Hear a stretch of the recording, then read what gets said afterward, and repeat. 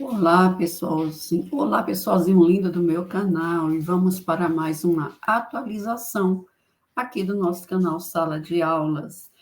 Vamos para o episódio número 2 do Colunistas. Essa playlist de 2024, Colunista.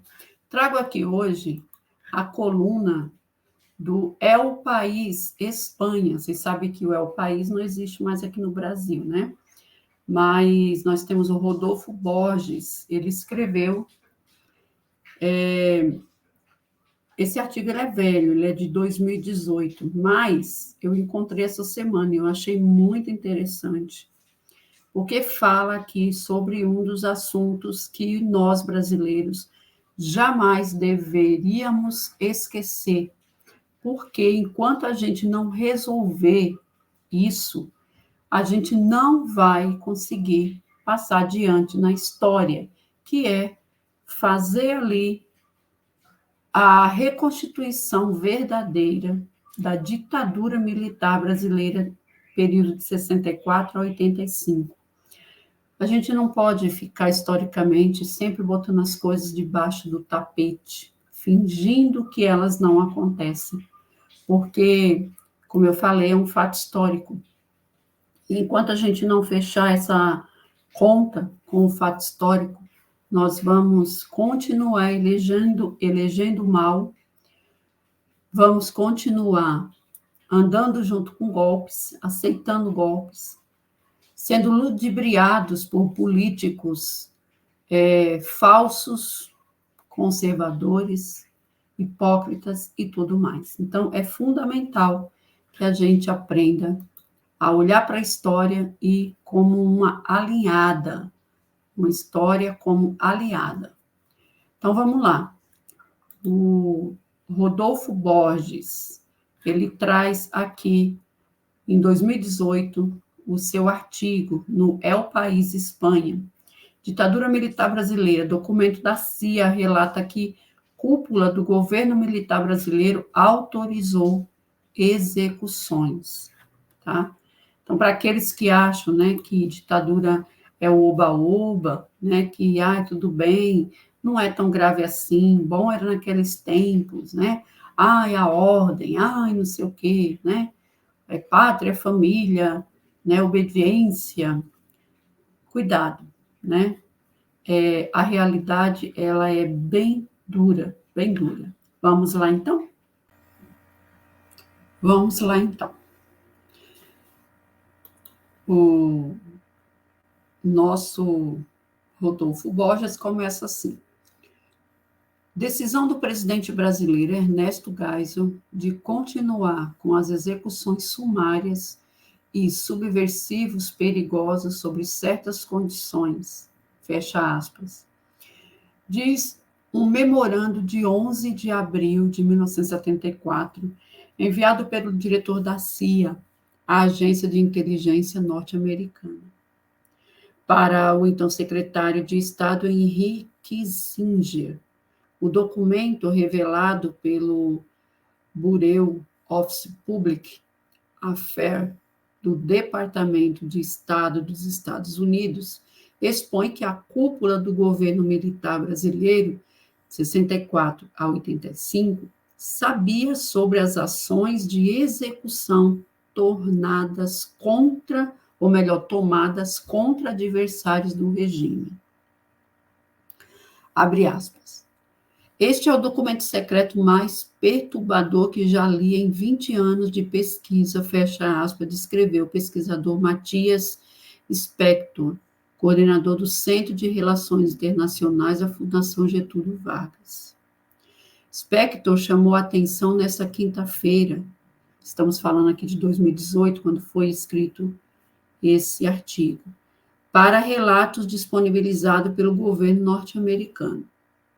O relatório começa descrevendo encontros de 30 de março de 1974 sobre o então presidente Ernesto Geisel, o general Milton Tavares de Souza e o general Confúcio Danton de Paula Avelino. Respectivamente, o ex-chefe do novo e o novo chefe do Centro de Inteligência do Exército, CIE, fecha aspas. Na descrição do próprio relatório, abre aspas, também estava presente o general João Batista Figueiredo, chefe do Serviço Nacional de Informação, SNI, fecha aspas, e o futuro presidente do Brasil. Segundo o Spectro, o relato foi tornado público em 2015 e faz parte da política regular de abertura de fonte primária do Departamento de Estado. O relatório registra que o general Milton foi quem mais falou na mencionada reunião, abre aspas, descreveu o trabalho do CIE contra a subversão interna durante a administração do ex-presidente Emílio Garrastazu Médici. Ele enfatizou que o Brasil não pôde ignorar a ameaça subversiva e terrorista e afirmou que métodos extralegais deveriam continuar a ser empregados contra subversivos perigosos, fecha aspas. Diz documento, antes de chegar em seu trecho mais dramático, abre aspas, que nesse sentido o general Milton relatou que cerca de 104 pessoas nessa categoria haviam sido executadas sumariamente pelo CIE durante o último ano ou poucos mais de um ano. Figueiredo apoiou essa política e defendeu sua continuidade, fecha aspas. Ainda segundo o relatório, que pode ser acessado pelo site do Departamento de Estado, o presidente Geisel, que comentou a seriedade e aspectos potencialmente prejudiciais dessa política, disse que queria refletir sobre o assunto durante o fim de semana, antes de tomar qualquer decisão sobre sua continuidade. E no dia 1º de abril, Geisel informou ao general Figueiredo que a política deveria continuar, mas que extremo cuidado deveria ser tomado para assegurar que apenas subversivos perigosos fossem executados. Agora me diga, Abri, eu falando aqui, qual era a régua? Quem é que media essa periculosidade desses futuros executados? O regime ditatorial militar não era bolinho, não era. O presidente e o general Figueiredo concordaram que quando o CIE detivesse uma pessoa que poderia ser enquadrado nessa categoria de subversivo perigoso, o chefe do CIE deveria consultar o general Figueiredo, cuja aprovação deveria ser dada antes que a pessoa fosse executada. E só para lembrar, Figueiredo era aquele que disse ter mais apreço pelos cavalos do que pelo povo. Segue relatório cuja última mensagem disponível diz que o presidente e o general Figueiredo também concordaram que o CIE deve dedicar-se quase exclusivamente a combater a subversão interna e que a atuação do CIE em geral deve ser coordenada pelo general Figueiredo.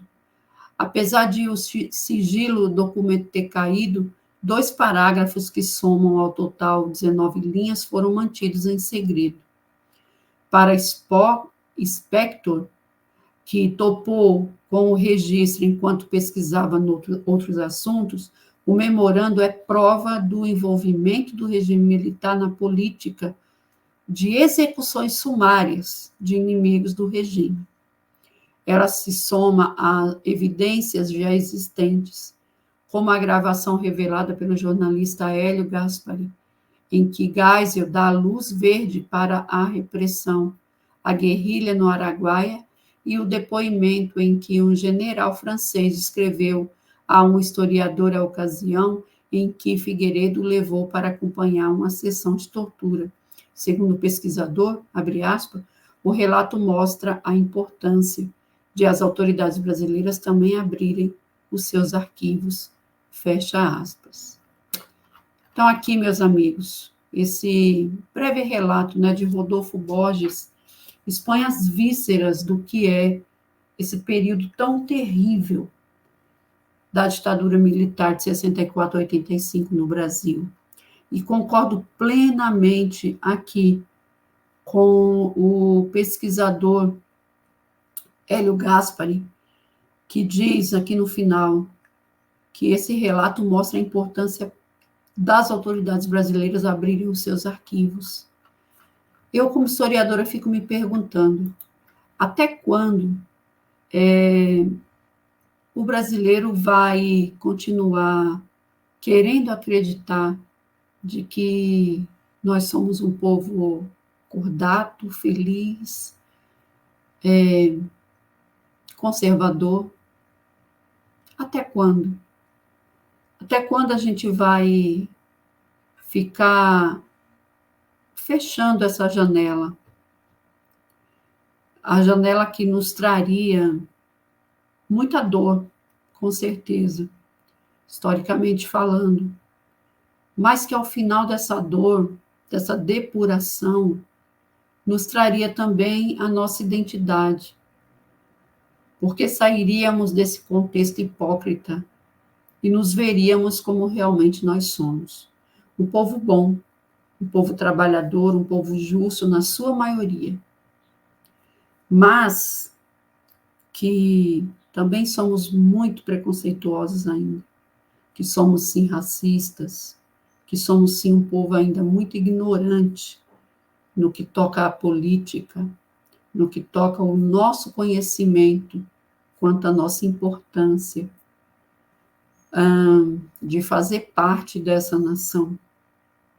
Enquanto a gente preferir esconder a sujeira debaixo do tapete da sala, amontoando ali, vendo aquela protuberância nesse tapete crescer cada vez mais, e a gente fingir que aquilo não está acontecendo, ou que nunca aconteceu, nós estaremos às voltas com ditadores, com ditaduras, com golpes, e achando sempre que os hipócritas são os paladinos da razão e que os conservadores são os predestinados ao céu. Enquanto a gente esconder a nossa verdadeira história e não querer descobrir a nossa verdadeira identidade, a gente vai ter que tolerar muita gente ainda em situação de fome, de miséria, em situação de dor, de doença, de vícios que degradam cada vez mais a personalidade do nosso povo. Esse foi o Colunistas 2. Peço para você curtir, compartilhar, se inscrever, podendo ajudar no Pix. 252-791-618, qualquer valor, já me deixa bastante contente.